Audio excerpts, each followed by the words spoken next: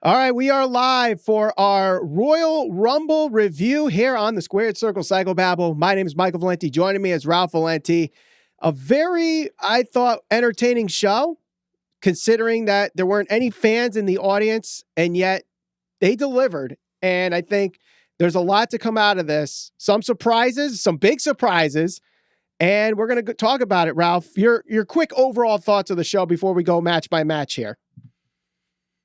Definitely a very good show. Definitely surpassed my expectations, and it's good to see that for the most part, they were successful in building some people up. They had the right people win certain matches, in my opinion. And yeah, overall, I thought it was a very good job and one of the better Royal Rumbles. And that's kind of surprising considering last year we were having a very similar conversation. So whatever WWE is doing when it comes to these Royal Rumbles, I hope they continue to do it. Yeah, I totally agree. And we're going to be doing a quick Q&A after the show or after the review. So if you want to get your questions in, use the hashtag question.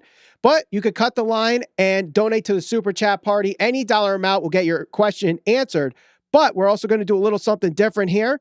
Anybody who donates $15 or more to the Super Chat Party will get a free t-shirt from the Squared Circle Psychobabble merch store.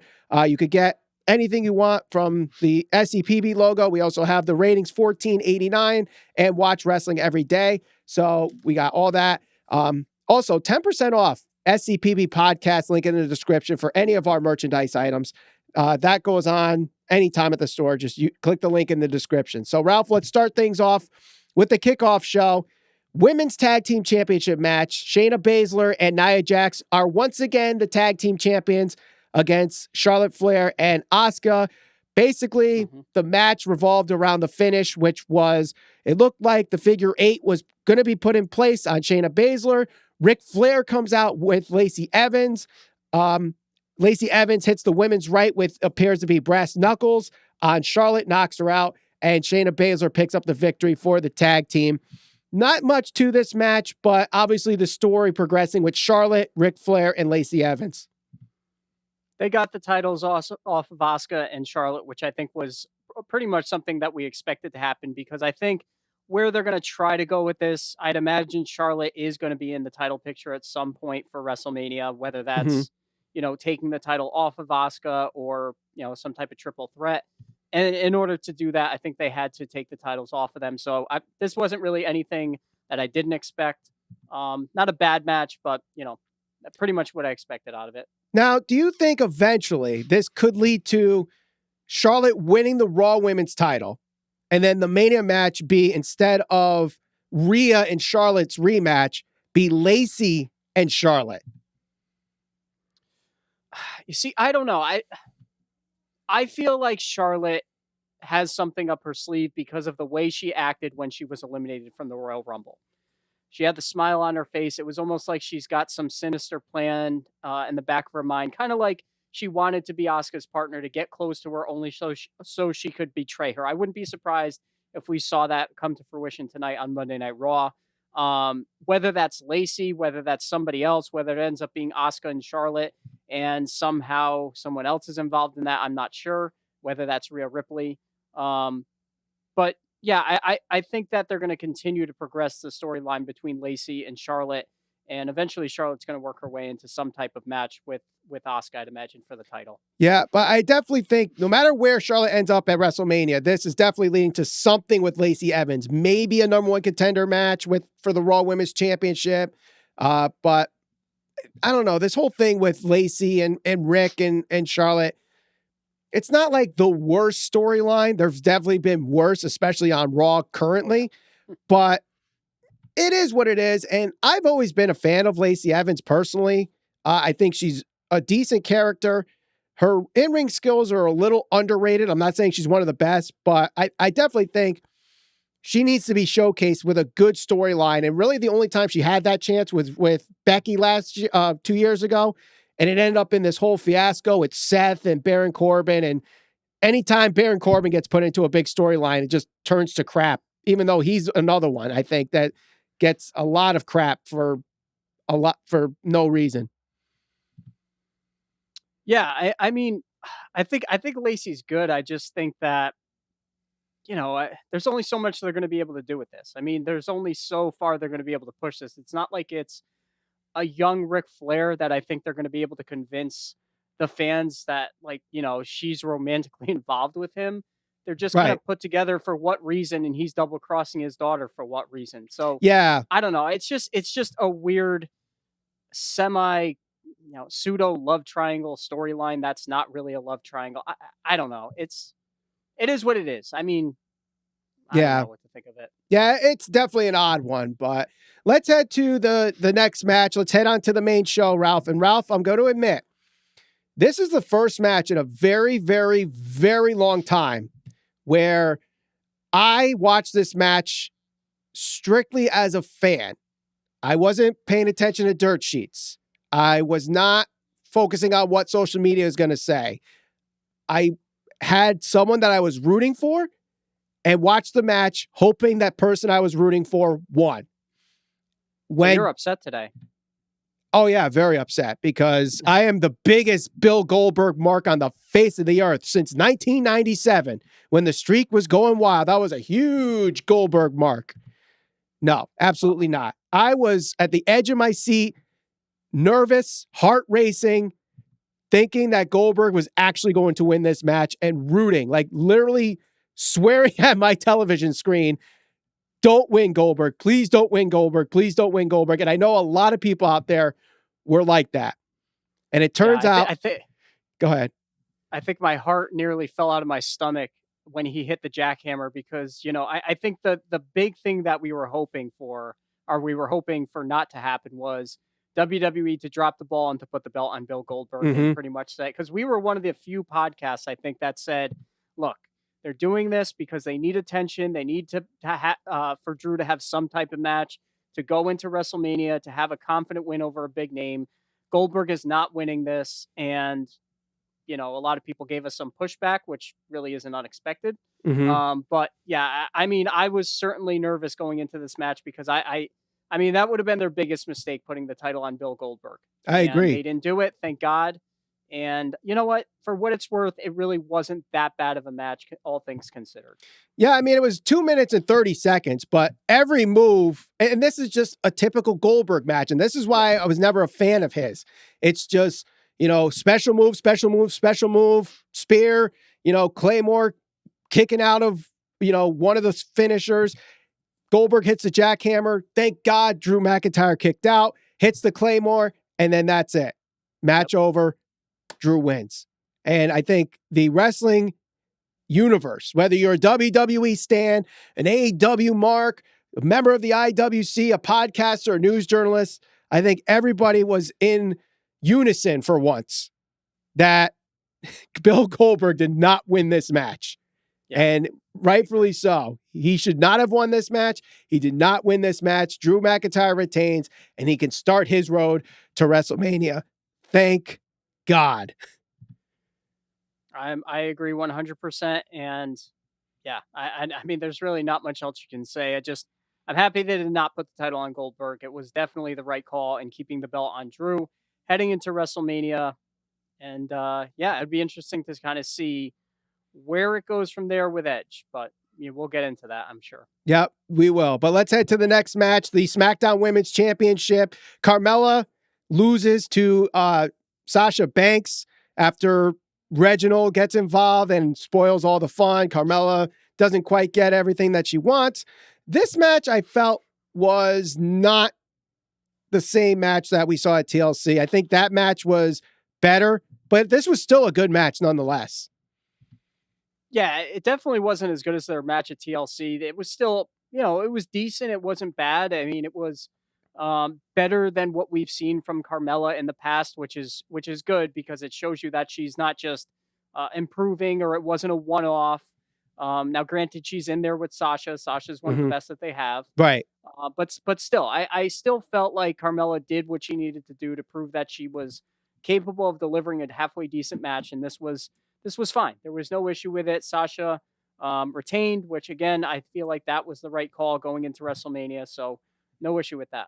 All right. Before we head on to our next match here, I do want to remind everybody, first off, thank you for joining us here on the Squared Circle Psycho Babble, our live review of the Royal Rumble 2021. My name is Michael Valenti. Joining me is Ralph Valenti. We have merchandise available. Use the promo code SCPB10. Link in the description. Get 10% off all your purchase for the merchandise.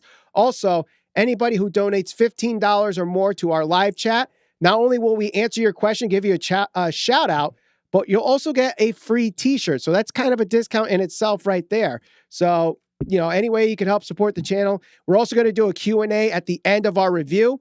Use the hashtag question before your question. We're going to go in the order of the live chat, and we'll go until pretty much to the top of the hour, maybe a little bit over. So, all right, let's head to the Women's Royal Rumble match. At number 1, it was Bayley. At number 2, it was, who was number 2 of the Women's Royal Rumble here? Trying to put it up here. Number 2 was Naomi coming back. That's right. Naomi had a pretty good showing in this match. Number 3, Bianca Belair. We'll talk about her later on. But yeah, obviously she wins the whole thing. Number 4, Billie Kay, bringing us a little comedy here, where she's trying to hand off the resume to be an ally for someone in the Royal Rumble. It was funny. Shayna Baszler coming out at number 6. At number 5 was Shotzi Blackheart. Shotzi Blackheart throws her missile off the tank at Billie Kay. Shayna Baszler punches the resume. I thought that was a little funny. But I got to admit, something that bothers me with stuff like that with Billie Kay. There used to be a rule in the Royal Rumble where if you do not enter the ring before the next participant is called, you're out. You're out of the match. You can't wait 3, 4, 5 entrants to finally come in. It was funny, but I got to admit, it was annoying to see that she took 4 entrants to finally get in. I think Billie Kay does the best with what she's given. I mean, and we've talked about this before. She's certainly not.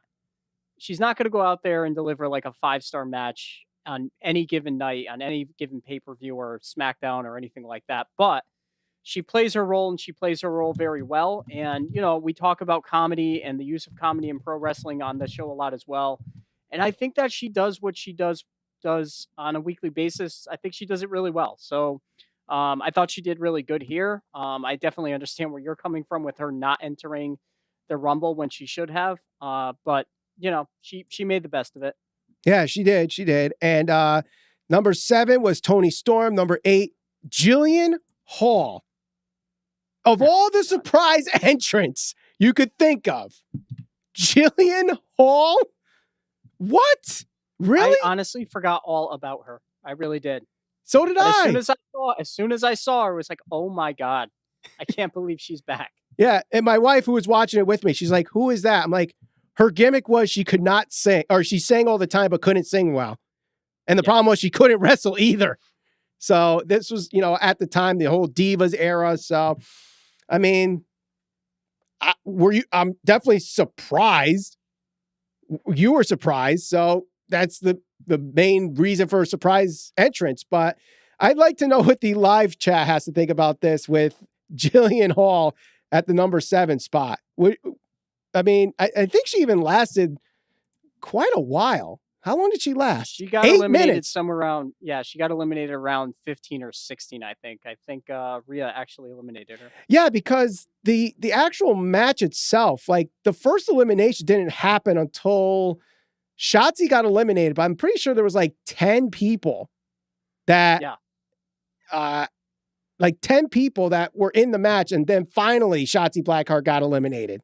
And I think that was one of the things that worked against this match, because the match itself was, in my opinion, I thought it was okay. I thought the end was very good. I think the end made up for the majority of the match. Yes. But there was one part in particular where I felt like it would have done better if there was less people involved, and it could have made certain people look stronger and really cemented a few things. But as we kind of work through it, I'll kind of make my point. So keep going with the numbers and when people are coming out, and I'll mention it when we get to that point. All right, number 9 was Ruby Riott. Number 10, this I marked out for number 10. I marked out Victoria at number 10. Now, granted, we didn't hear tattoos, all the things she said, like I wish, But I saw the Titantron. We saw the name Victoria. And in her 7 minutes and 15 seconds, I think she looked pretty good. Like, a little slower, given her age, but I don't think she was like, oh my God, what an eyesore to watch. She definitely lost a step or two. No, definitely not. I thought she looked fine. I thought she held her own in there. And, like we said, maybe one of the more overlooked women from the tail end of, what would that be? The tail end of the Attitude Era going into the Ruthless Aggression era. She was I would say more Ruthless Aggression era. She was probably like the early start of the Ruthless Aggression era, but I think she was there 2001, I think is where she started. But like her peak was the Ruthless Aggression era with like Trish and Lita and stuff like that. So, let's see. After that, Peyton Royce at 11, Santana Garrett at 12, Liv Morgan at 13. Rhea Ripley comes in at 14, has the most eliminations with 7, and also lasts 39 minutes and 6 seconds, which was the third longest in the Rumble behind Naomi and Bianca Belair. Bianca Belair winning the thing, and Naomi going 47 minutes. I thought if anybody stood out besides Bianca winning the thing, it was Rhea Ripley. Okay, here's the point I wanted to make. So Rhea Ripley and Bianca Belair killed it, I think, at the end of the match. And like I said, I feel like that really made up for the majority of the match leading into it. I felt like at a lot of points, especially when Rhea came out, there were far too many women in the ring. Yeah. I think that sometimes, especially if you're trying to highlight somebody for their strengths like Rhea Ripley, or even a specific part of a storyline, I would have had Rhea Ripley come out somewhere around 12 because Charlotte came out at number 15. Now, everything we know leading into the Royal Rumble, and even Rhea Ripley post WrestleMania last year, is that the loss to Charlotte, whether it's a storyline or not, really affected her. So I feel like they really could have played into that a lot more going into this. I have no problem with Rhea Ripley returning last night. I felt like it was appropriate. I would have had it where, let's say there's 5 or 6 people in the ring. I would have had Rhea Ripley clear out the ring except for everybody except for Bianca and maybe one other person. Because when Charlotte came out, I felt like they could have used that moment to really drive home the fact that right now Rhea Ripley is about to come face to face with the girl, or the woman rather, that really derailed her career when she was at a high point in her career. And there's a couple of ways you could do that. You could do it with commentary. Commentary certainly didn't do any justice for that one particular moment in this very important storyline. Camera angles, the way that the talent interacts and looks at each other. Like if Rhea Ripley cleared out the ring the way Stone Cold cleared out the ring when he came face to face with Triple H in the 2002 Royal Rumble, it would have made for a really cool moment and would have drove home the fact that this is a really big moment. But because there were so many damn people in the ring at pretty much most parts throughout this Royal Rumble till the tail end, even Rhea Ripley's 7 eliminations, whatever it was, kind of got lost in translation. Because had you not told me that, I would have never guessed that she eliminated 7 people, because it never really felt special because there was always so much going on. Right. So right. I feel like it was an okay Royal Rumble, but I feel like storyline wise, it could have done a lot better and done a lot more for Rhea Ripley and building her up and the tension between her and Charlotte. Well, we're fast forwarding a little bit here, but I think the finish really helped build Rhea Ripley. And I'll get more into that afterwards. But let's continue on here. We're at number 14 was Rhea. Number 15 was Charlotte. Number 16 was Dana Brooke. 17 was the return of Tori Wilson. And I believe this was around the time that Bayley got eliminated. It might be a little bit later, but Bayley gets eliminated and the camera crew misses the elimination. This was a focal point in the story of the Royal Rumble. And I don't know if they didn't realize it was happening or Kevin Dunn just missed telling the guy, cut to this camera. But someone messed up in the control room or on the cameras, but they missed that shot. And that was a huge, thank God they went back to replay because they know that's an important part of this. It's just like last year, Edge's first spear, and they're cutting to something that has no significance in the match whatsoever. Yep. Yeah. And like I said, camera angles, commentary, all those little subtle things really help take the story from this is okay, this is fine, to oh my God, this is great, this is a significant moment. And I don't know how you miss that stuff. I mean, I get it, it happens, but I don't know. Yeah. Well, we just got a $1.99 donation to the Super Chat party. Thank you. Easy does it. $1.99 saying, I'm just glad the correct people won. LOL, which is true. Now, again, anybody that has a question, we'll answer those in the Super Chat. But anybody that does $15 or more gets a free t-shirt from us on the Squared Circle Psychobabble merch store. We have the t-shirt behind me, but we also have the Ratings 1849 t-shirt, also the Watch Wrestling Everyday t-shirt. So when you're watching wrestling, you can watch Watch Wrestling Every Day shirt. But let's continue there with the next. Let's see, where Lacey Evans comes out at 18. So Lacey Evans comes out and Ric Flair music comes first. And then Lacey Evans comes out in Ric Flair's robe, obviously trolling Charlotte Flair. They get back and forth. And this is where kind of the production cues were getting mixed up, not really sure where to follow. And I think around this time, I'm pretty sure I thought Lacey got eliminated and I thought I missed it. Bayley got eliminated and I missed it. Stuff like that. But Mickie James is back at 19. Nikki Cross is at 20. Alicia Fox at 21. Now, granted, Alicia Fox is one of the longest tenured women WWE ever had. So, she's going to get these spots. I'm not a fan of her personally. I think she was annoying, but that was kind of her character anyway.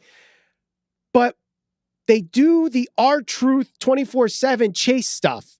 So before Alicia Fox really gets into the ring, R-Truth's music comes out, thinking he's entering the Women's Royal Rumble, and then people are chasing him for the 24/7 title. Meantime, Alicia Fox rolls him up for a pin. A referee comes in, 1, 2, 3, new 24/7 champion Alicia Fox. She eventually gets eliminated in 1:48, only to get the title back on R-Truth. I understand WWE does comedy and wrestling should have comedy things, but the Royal Rumble is not a place for comedy spots like the 24/7 title thing. There's definitely comedy spots in the Royal Rumble, and I have no problem with that, but this is not the time for it. I hated it. I hated every second of it. As soon as I liked R-Truth, I thought he was really funny when he initially came out and said wrong match. But yeah, the 24/7 title in the middle of this, no thank you. Yeah. Not into it. Right. Next up, 22, Mandy Rose. 23, Dakota Kai. She's only in it for 2 minutes and 6 seconds. Personally, I wish it was Raquel Gonzalez in this point, but for only 2 minutes, it wasn't like she was going to show a dominating effort anyway. But Dakota Kai enters her second Rumble. Carmella comes in at 24. She is the shortest entrant this year at 47 seconds. Definitely over last year's 12 seconds held by Chelsea Green. Reginald the Sommelier catches her as she's nearly eliminated. But then number 25, Tamina comes out, super kicks Reginald, in the process drops Carmella, and that's how Carmella gets eliminated. Lana comes back at 26, eventually eliminates Nia Jax, getting her final laugh there. Nia Jax comes in at 29, Alexa Bliss at 27, Ember Moon at 28, and Natalya at number 30. So let's start with Alexa Bliss here. Alexa Bliss is getting beat down by everybody in the ring.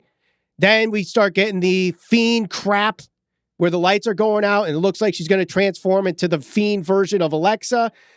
But before she could do anything, Rhea Ripley eliminates her. And that is a big elimination because there's a lot of people that don't like that voodoo magic crap. We're both one of them. And before she could really do anything, Rhea Ripley gets rid of her. So I'm glad they did that. And that's a big elimination for her because a lot of people were worried Alexa was going to win the Women's Royal Rumble. I think Alexa's doing very good in this role. The problem I have with it is the teleportation and the rocking horses and the playground sets just magically appearing in the ring. Like, if that had happened last night, I mean, after the 24/7 championship spot, if that were about to happen, which I really thought they were going to try to have her transform into something, I don't know, man. That would have been it for me. I would have checked out, and to me, that would have almost kind of tarnished the win for Bianca Belair because to me, that stuff is just so silly and so hokey and so, I don't know, so carny. Yeah, Mud show shit. It is. But 28 Ember, 29 Nia Jax. There was a little bit between Nia Jax and Shayna Baszler after winning the tag team championships earlier in the night. They start a rift here. Could this be the start of their one-on-one feud for those two? Nia Jax is eventually eliminated by Lana, as I already said. Shayna Baszler was eliminated by Nia Jax too, so obviously that leading to that storyline. Natalya at number 30. So the final four of this year's Royal Rumble were Bianca Belair, Rhea Ripley, Charlotte Flair, and Natalya. So I had 3 out of the 4. The one I didn't get was Bayley, who was out midway through this, which I thought was a surprise. Were you surprised that she was out that early? I was obviously surprised. I thought she was going to win. I had her as the winning. That's true. That's true. But you had Bianca as the Iron Woman, right? I did. All right. So she ended up being the Iron Woman. You got that right. And most eliminations you had Rhea, I think, right? I had Beth Phoenix. Beth Phoenix, who wasn't even in it. Yeah. So, but yeah. So Natalya gets eliminated by Bianca Belair. And this is where I think this was great. And I'm not going to lie, I didn't notice it at first. Thanks to the people on Twitter, someone pointed this out to me, and it just made it even better. So when Charlotte Flair and Rhea Ripley were going back and forth for the NXT Championship heading to WrestleMania, there was Bianca Belair, who was getting the NXT Championship match first. And she was like, hey, why isn't anybody looking at me? I'm the one that's facing Rhea first.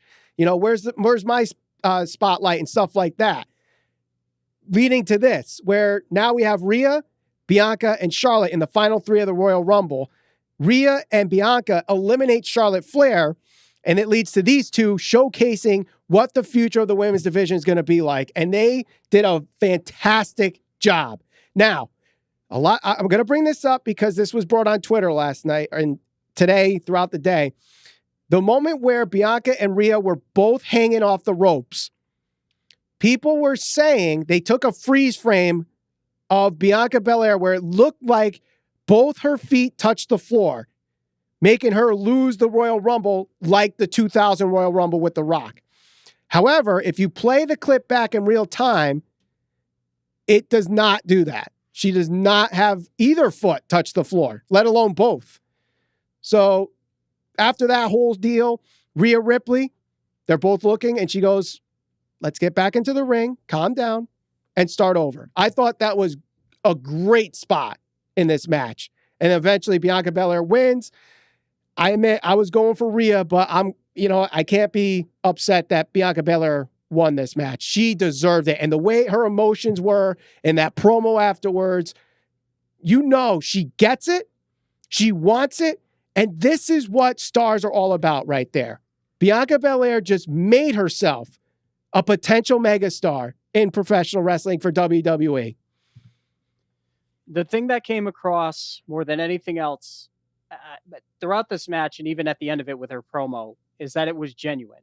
It was genuine emotion. It wasn't a forced promo that she kind of thought about. She maybe thought about what she was going to say, but to me, it wasn't like somebody handed her a script. It was like, this is genuinely how I feel. And people can resonate with that because it wasn't like overly scripted.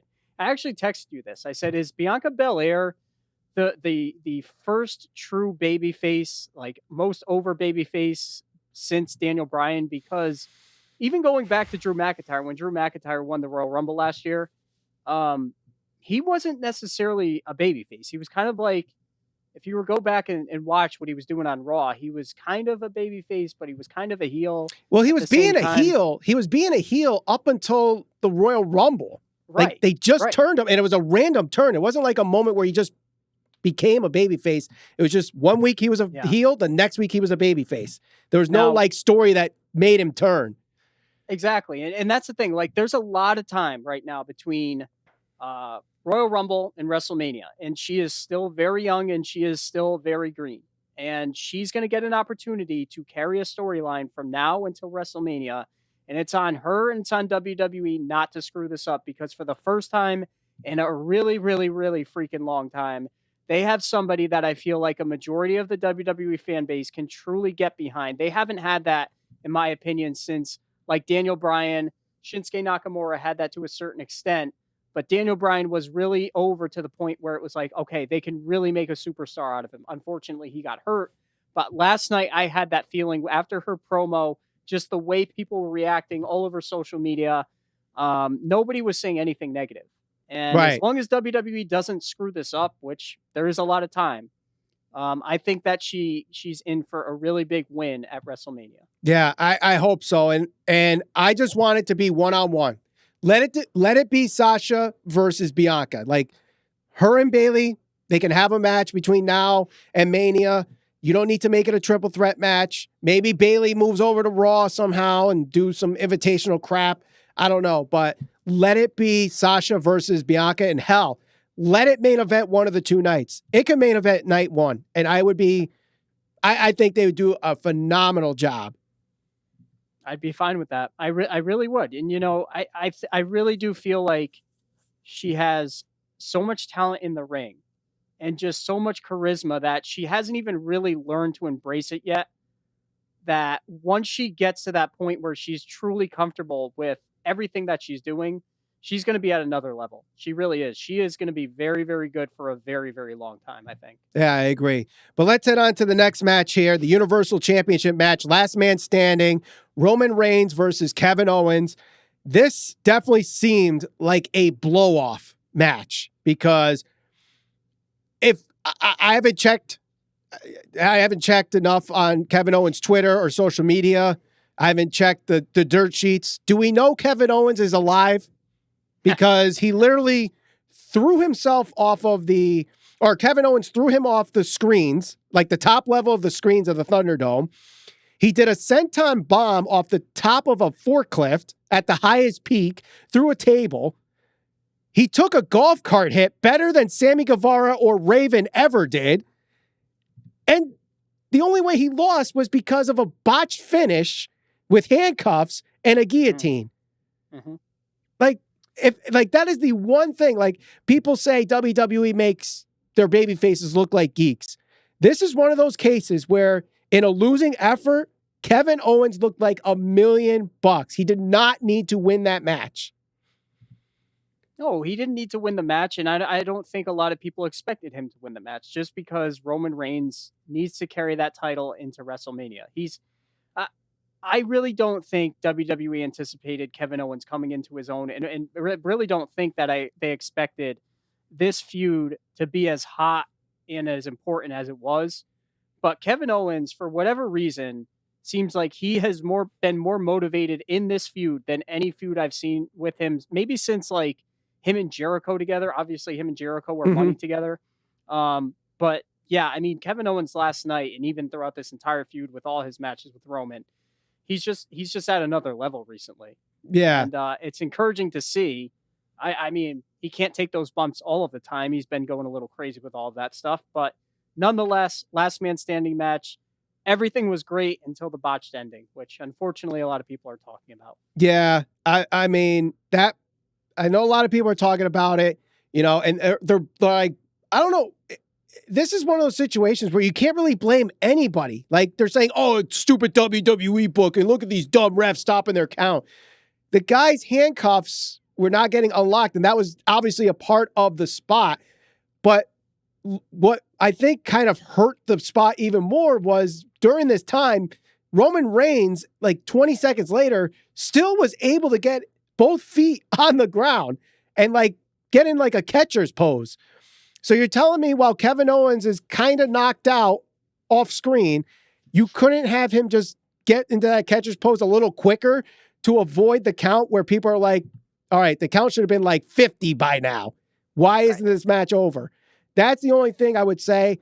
And you're thinking on your toes here. Like obviously the spot is botched. Now you could continue it and then you have a rematch at Elimination Chamber or Fastlane or whatever. But obviously they didn't want to do that.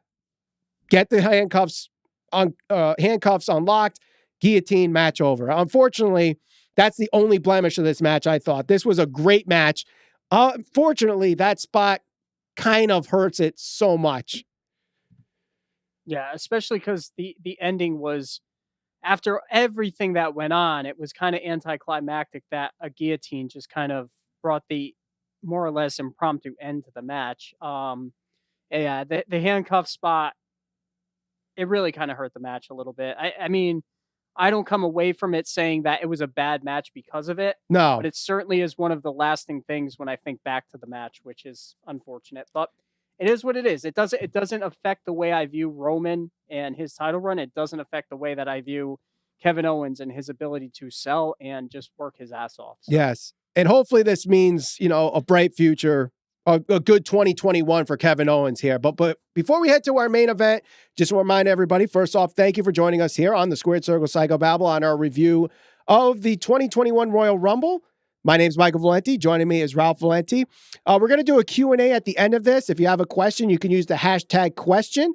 We're going to go in the order that they come in the live chat. So that's it. If you ask your question first, it comes in first. Now, the only way you could cut the line is to donate to the Super Chat Party. Any dollar amount will get your question answered immediately. But if you donate $15 or more, you'll get a free t-shirt from the Squared Circle Psychobabble merchandise store. Also, 10% off in the link in the description for any merchandise item.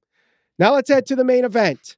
Before we get to the actual match itself, I want people who are in the chat right now, I want you to tell me who you wanted to win the Royal Rumble. If you're not okay with Edge winning, tell me who you wanted to win instead. Because there's some people, like I've seen mixed reactions with this. Edge winning. Now, some people are okay with Edge winning. Some people are not. So if you're one of those that are not, don't tell me someone young, someone in their prime. I want actual names that you want instead. And we'll quickly go through them. But Edge and Randy Orton start at number 1 and 2. They spend most of the time on the outside before Sami Zayn comes in at number 3. The conspiracy theories continue. Even Michael Cole brings out the fact that the number 3 entrant has had the least average time in the Royal Rumble. Mustafa Ali is number 4. Jeff Hardy's number 5. Ziggler's number 6. Nakamura's number 7. Carlito, who looked, I don't know what apples he's been eating in the last 10 years, but he looked jacked. And he actually looked good in this match. He did. He was definitely operating at another level, to say the least, but he was much bigger than he once was. Definitely in much better shape, which was always the knock on him when he was there back in the day. Yeah, like I know he's been in shape since he left WWE, and I remember watching him on Glow. He was on Glow, and he was in decent shape there, but he did not look like he did last night. So he looked really good. Xavier Woods at 9, Big E at 10, and Big E tied with Damian Priest with most eliminations. I know a lot of people want to say Big E should have won the Royal Rumble, but the Intercontinental Champion never wins the Royal Rumble. He's going to have his run with the IC title. I don't see it like he's not like right now is his time to be tested as a main event player, not to be the main event player. So that's why I don't see Big E winning, but still a good performance from him last night. Yeah, Big E was good. But no, I agree. And I think we talked about that a couple of months ago when he first won the IC title. As long as he had that championship, I realistically did not see him winning the Royal Rumble this year. No. Maybe next year, I don't know. But this year, I didn't see it. Maybe Money in the Bank for him, but not the Royal Rumble here. John Morrison at 12, John Morrison at 11, Ricochet at 12, Elias at 13. Damian Priest, I think, had the breakthrough performance last night. Had 4 eliminations in the entire match. Let's see who he actually eliminated, though. He eliminated The Miz. He eliminated John Morrison. He eliminated Kane. And who was the 4th person he eliminated here? I'm trying to read really quick in my notes. Did he eliminate King Corbin? Was that the 4th one? No, Dominic Mysterio did. Elias was the 4th one. So, but he also, Damian Priest lasted 15 minutes and 34 seconds. So like I said, breakthrough performance for Damian Priest. I thought that 2 people really stood out last night as really being workhorses throughout the night in the men's Rumble.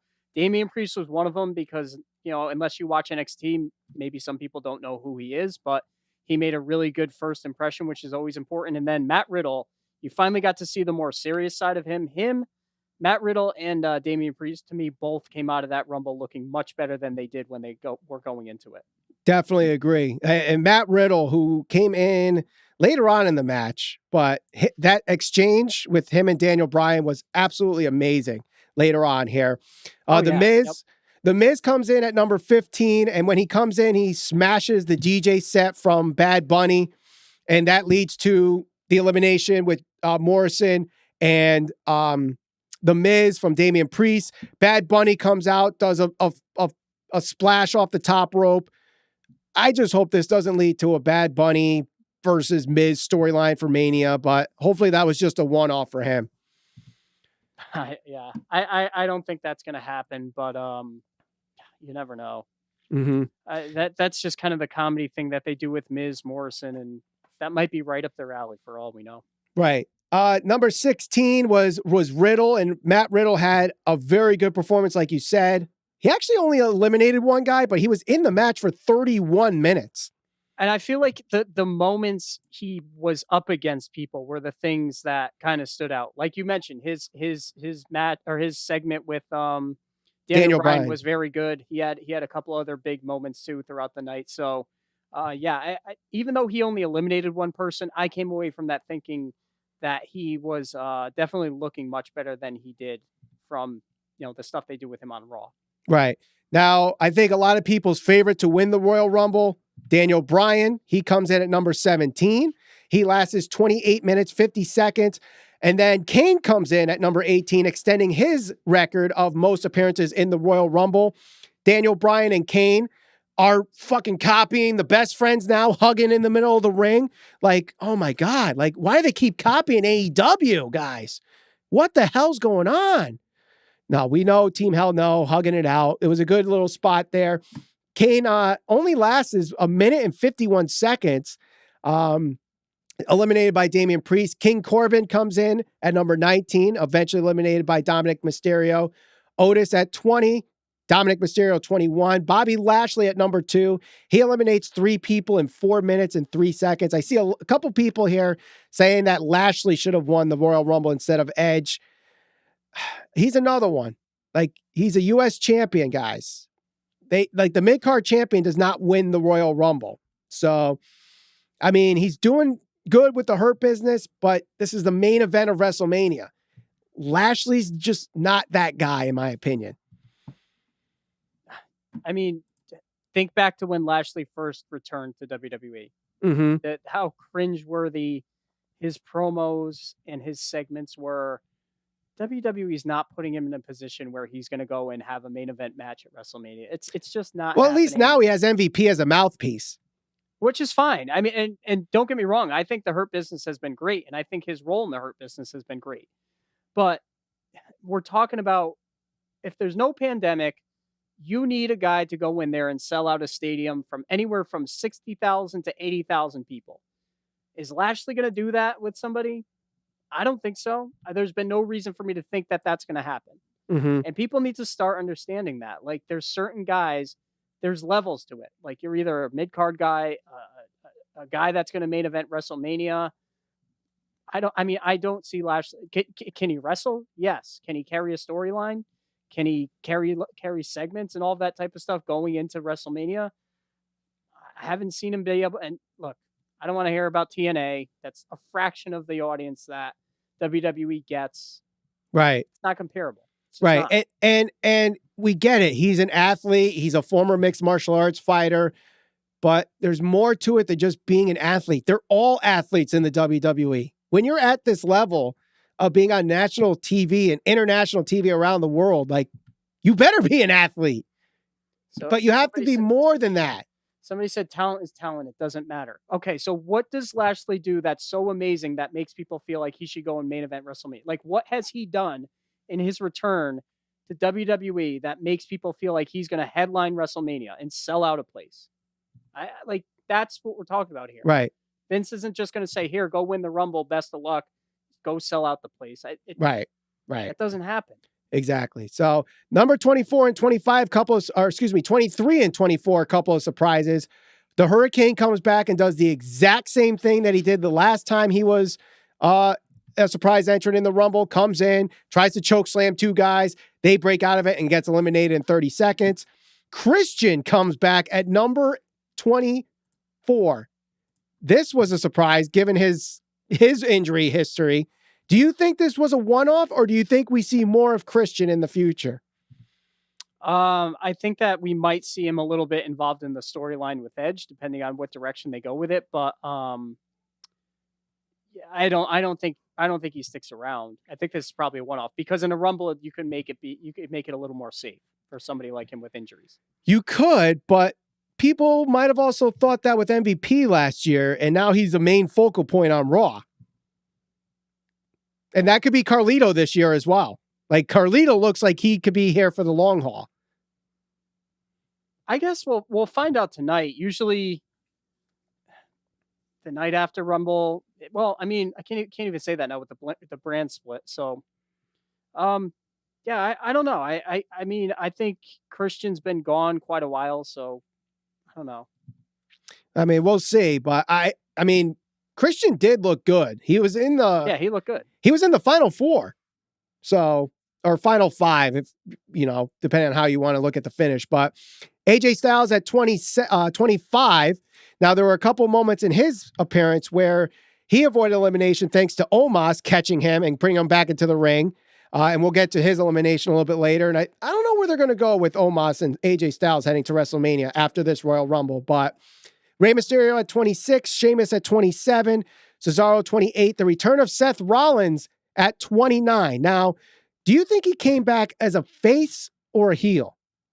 He came back as the old Seth, the Seth that is the heel and the Messiah and the most cringeworthy of all the Seth Rollins versions we've seen. And that was really disappointing to me, but I don't know. I guess we'll kind of see where they go with it. I hope he doesn't keep this gimmick going because this is the version nobody likes of Seth Rollins, in my opinion. But yeah, but I mean, I think he's a better heel than a babyface. And I think, I mean, him on SmackDown, when you have Roman there and you need heels for the mid card, like Sami Zayn is a really good heel right now, but he can only be so much. They can only use him so many times in a feud for that mid card, for that Intercontinental title. So have Seth in there. And we know Seth with the IC title does really good work. So build him up. Put him in with the likes of Strowman, put him in the likes of Big E or whoever. But I like this. Good return for Seth Rollins here at 29. Yep. And of course, speaking of Braun Strowman, number 30, he comes in 7 minutes, 24 seconds. He eliminates AJ Styles as he looks like he's going to throw AJ Styles over one side, sees Omos, and then turns around, throws him on the other side. Basic psychology. And yes, they actually bring it up. Good intelligence by Strowman, but it's obvious that was a very smart move by Braun Strowman. It was. And like you said, it's going to be interesting to see what direction they go with AJ Styles from here on out. But you got to think he's going to have some prominent role at WrestleMania. He has to. He's too good not to. Right. Now, do you think they're going to lead to Omos's debut at WrestleMania? And with who? The New Day or Braun Strowman? Well, Strowman's on Raw. I'm sorry, Strowman's on SmackDown or Strowman is on Raw, but wild card rule, damn it. Yeah, exactly. Okay. So yeah, I mean, maybe they can do that. Strowman and AJ, some type of dynamic there. I mean, we might even get a first glimpse of that tonight. Yeah, we'll see where that leads to. But the final 4 in the Royal Rumble this year. Oh, I'm pulling up the wrong. Here we go. The final 4 was Edge, Christian, Seth Rollins. Edge, Seth Rollins, Randy Orton, and Christian. That's the final 4. So Christian and Braun Strowman got eliminated basically at the same time. Mm-hmm. Then Seth Rollins gets eliminated by Edge, thinking he won. Randy Orton, who was injured at the beginning of the match after he got an execution onto the table, chair shot to the knee. He gets walked out for the entire match, comes out, and this is where everyone's like, oh no, Randy Orton's going to come out, eliminate Edge from behind, and win the Royal Rumble. It doesn't happen. Now, I did say yesterday in the prediction show that there was going to be some kind of repeated history. And that's what happened. Edge becomes the third person in Royal Rumble history to win it at number 1, going with Shawn Michaels in 1995 and that mysterious 2004 Rumble we can't talk about anymore. So, I ask you, should Edge have won this Royal Rumble? Yes. Yes. Why? Because there's a natural storyline there leading into WrestleMania. And storylines is what sells pro wrestling, not in-ring talent. It's not about flips. It's not about whatever else. We talk about this all the time. Hulk Hogan made a career out of a big boot and a leg drop. There's a natural storyline there. And honestly, because I saw this all over, the two big things that people are trying to say is, well, Edge is old and Edge is a part-timer. Edge is a part-timer mostly because last year his time got cut short due to injuries. This guy literally gave his neck for the industry. Who are we to say, okay, well, he can't come back and main event WrestleMania? Why? Like, what other storyline is there? What else? Who else other than Daniel Bryan could you see going into that? Right. That's what I was going to say. I was going to say Daniel Bryan would probably be the only other option because you have that storyline of that they were already pushing, like, Bryan's never won the Royal Rumble. He wants to get that last shot at WrestleMania, as you know, his career is on the twilight side. So him and Roman, I think, would have had a good match that delivered. And you have, like I said yesterday, Vince's guy versus the IWC guy, and you know there's going to be investment in it. So that's why you still can get that match. Edge's career window is closing and dwindling. There's only so much you're going to get out of a guy. He's 47? I believe neck so. Problems, torn triceps. Yeah. Well, I agree with you. And for those that want to say, oh, it's an old guy, quote unquote, old guy went in the Royal Rumble. I'm not even going to use another promotion, even though there's countless people that are around his age winning titles and going for titles in other promotions. I'll stick to WWE. Now, Ralph, what is regarded as the greatest Royal Rumble of all time, or at least one of them? 94 when Ric Flair won? 92. That was 92. The 92 Royal Rumble where Ric Flair won the WWF Championship. And he lasted over an hour at the number 3 spot. Now, let me ask you this. How old was Ric Flair when he won that Royal Rumble? 42. He was 43. Close. He was 43 years old. Edge at this time is only 5 years older. Listen, if the guy can go, what is the big freaking deal? If you know you're going to get a good match out of him, which, you know, Edge has proven time and time again, he can have good matches and can still deliver. Why do people care? I mean, and week after week, we got to see Chris Jericho waddle out like he's just leaving a buffet line with his gut popping out of his pants. And he's 50 and he won a championship title, but nobody talks about that. It's not a big deal. Hulk Hogan was at the head of WCW, at the top of WCW, when WCW was spanking WWE week in and week out for 83 weeks. 83 weeks. Correct? 83 weeks. How old was Hulk Hogan? He was like 45. And then in 2002, he went on to tear the house down with The Rock. Yes. It's just a talking point. This is the problem. You can never satisfy people. Last year, everybody was all on Edge's shit. Everybody wanted to see Edge. It was a great moment. Oh my God, I can't believe he's back. He's going to wrestle. Everybody wanted to see it. Now he comes back after busting his ass, after he tears his tricep, after recovering from 9 years of whatever neck issue he has, makes his way back, wins the Royal Rumble, and people are upset. You can't please people anymore. This is the problem with pro wrestling. People cannot decide what they want anymore in pro wrestling. Right.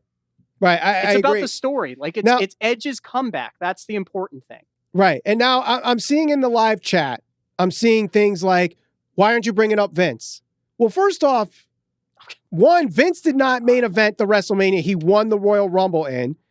Two, he wasn't even wrestling for the majority of that Royal Rumble. Edge was wrestling during the whole 58 minutes of the match.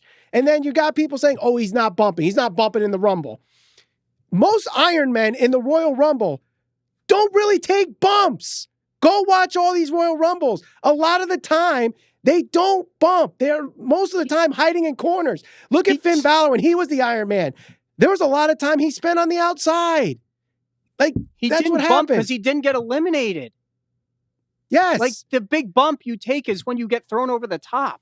Right. So let me get this right. In 2021, where the primary objective is to protect your athletes from concussions and from injury and to give them more time off, because that was the big thing that AEW is predicated on, right? You get more time off. You don't have to work as many house shows, all that type of stuff. Correct? Right. We're upset because Edge came back from tricep surgery, I believe early, busted his ass to come back. Yep. And we're upset because he didn't bump enough in a Royal Rumble? Right. What are people like? This is what I'm talking about. There's so many narratives that go around and so many things that people complain about that people can't even keep their shit straight between all the promotions anymore. Right. Like, right. I don't get it. You want this guy to bump more? Why? So he doesn't make it to WrestleMania? Because he didn't take a bump from a young talent. And is Daniel Bryan young now? Like, is Daniel Bryan a young talent? Is Nakamura a young talent? Like, the average age, I'm pretty sure the average age, the average age of the Royal Rumble last night for the men was 39 or something like that. Who was supposed to win the Royal Rumble last night? If Edge didn't, I personally think it should have been Daniel Bryan. And I agree. Now, I'm not one that says, oh, Edge didn't bump, so he shouldn't have won. Do you really think he's going to go into WrestleMania and have like what Goldberg does and barely bumps and have a 2-minute match? No, he's going to go out there against either Roman Reigns or Drew McIntyre and give you a 20-minute match. Look how many bumps he took. Now, granted, it was an edited match. I get it. But the greatest wrestling match ever, or whatever they promoted it as, went 45 minutes. The Royal Rumble last year, he was in it for nearly 30 minutes, was taking bumps. You know? So, like, what are we talking about, guys? I don't know what to say because you know, the first narrative I read people posting about on social media was he's old. That narrative is, frankly, it's bullshit because the Rock and Roll Express still performs, I believe, on a regular basis. Those guys they've got to be in their late 60s. I don't know, late 60s. You can go. Okay, yeah, well, exactly. they're in their 60s. They're older. Right. Yeah. Yeah. Like, it doesn't matter who he bumped for, the amount of times he bumped. Excuse me. He won the match. I think he's going to have a good match at WrestleMania. And it's a guy that has a lot of fan backing. I don't think anybody really has a problem with him. If you had to choose between him or Goldberg facing McIntyre or Roman at the Royal Rumble, who are you choosing? That's easy. I'm not choosing Goldberg. Exactly. But you got Edge. Now let's say let's say the match is spear versus spear. Vince wants that spear versus spear match. Would you rather it be Edge or would you rather it be Goldberg? The answer is Edge. The answer is Edge. So that's it. I mean, if you don't want to like the decision, fine. And if you want to say, oh, because he didn't bump, I mean, that's your opinion. But I think other than Daniel Bryan, I don't know who else could have won this. Maybe Nakamura with his momentum, but that's it. I mean, I think they got it right. If it's not going to be Daniel Bryan, they got it right, in my opinion. People buy a grudge match and they buy a comeback story. This is Edge's comeback story. It's probably a swan song. They're going to play into that. Edge is an amazing promo. Let them tell the story and let them lead into WrestleMania with something that people can get emotionally invested in. That is pro wrestling. Not 5-star matches because some guy did a Canadian Destroyer off of freaking top rope.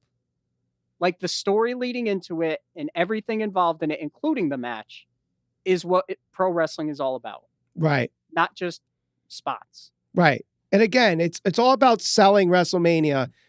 Edge has the name and it has the story. So that's what it's going to come to. But all right, let's try to make it back to civil here. We'll answer a few questions before we head on out.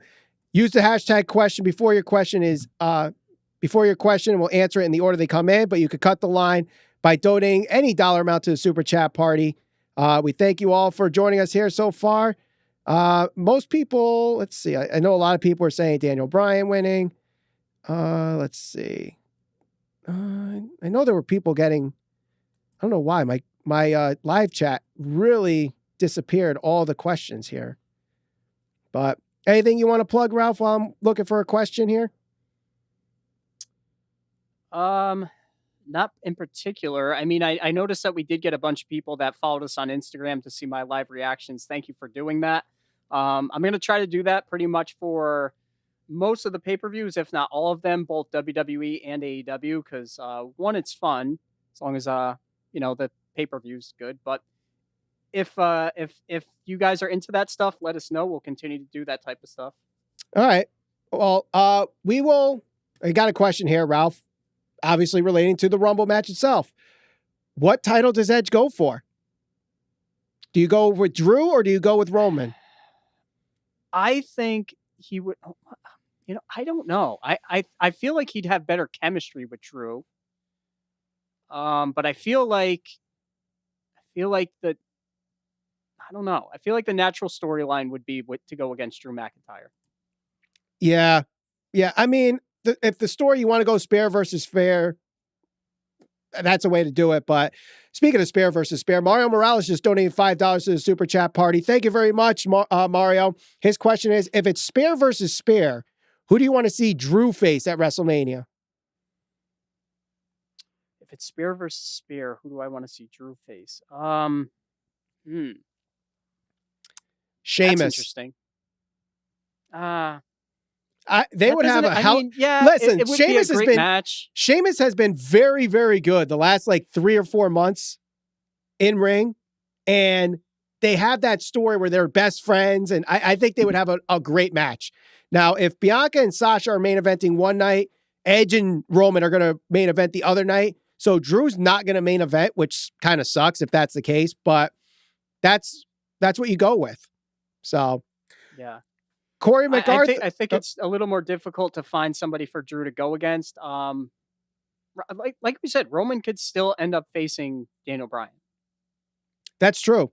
I mean, it all depends on where they're going to go with the Elimination Chamber, how Edge is deciding what title he's going to go after. I mean, he never lost the championship that he had. Now, yes, the World Heavyweight Championship is retired, but we'll see. Maybe tonight he makes his announcement. But Corey MacArthur, $4.99 to the Super Chat Party. Thank you very much.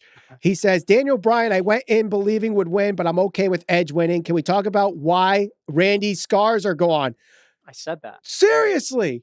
Not even in our preview yesterday. I would have loved to have it where Bray Wyatt's heel glove, put him over his eyes and now he's healed. Something that made sense. But there was absolutely nothing there. It made no sense. That he's just, 7 days later, I'm cured of 3rd-degree burns on my face. But, all right. I did notice that. Yeah. Prince Leo gives us $4.99. Thank you very much, Prince Leo. Will Edge win this time? Believe it or not, Edge was one of the rare people who won the Rumble before, but lost at Mania. He lost his Mania match? Yeah, didn't he face Undertaker and lose? That wasn't that Mania. He won. That was WrestleMania 26. So that was the second Undertaker Shawn match that main evented. So that was 26. That's right. So who did he lose to? I have a feeling it's Cena. Edge lost to Chris Jericho. Chris Jericho. Yep. Chris Jericho for the World Heavyweight Championship. So yeah, that was one of the rare occasions. And did not main event WrestleMania. Now, believe it or not, 15 Royal Rumble winners prior to this Mania did not main event WrestleMania. So that whole, you win, you main event WrestleMania is a load of crap. Fun fact. Let's see. Now let me get back. And it definitely helps when you put the hashtag question, because then it makes me see these questions better. Do you think Christian will get another run off his stellar performance, or was this his swan song? I think he's going to have a run. I mean, what's he going to do realistically? He's not going to challenge for a title, I don't think. Unless Edge wins. I don't know. I mean, I feel like his last run when he did win the championship and he was feuding with Randy Orton, that was like the peak of his career. I don't know if he's going to be able to top that. Yeah, he Right. looked good last night, but I mean, one-on-one competition is very much different. Right. How old is Damian Priest? I think Damian Priest is like 38. Yeah, he's older. Yeah. He's that, and like like a lot of the guys that you guys call young guys, they're all in their mid to late 30s, if not older. So, you know what? Good for Damian Priest, because I think like a year and a half ago, 2 years ago, we were talking about him being really big on the indie scene as Punishment Martinez. yeah. He came up through was that Ring of Honor? Yeah. And then made his way obviously to NXT. And last night he looks like a guy that just is going to transition so well into the main roster, which is great. I think so. I think unfortunately him and Keith Lee, I feel like they came just too late where they're going to get like a big like Hall of Fame career in WWE, but they'll definitely make an impact on the main roster, I think. Yeah. Yeah. So let's see.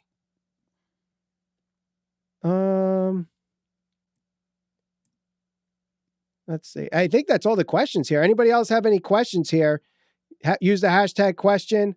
I think that's it. Any final thoughts, Ralph?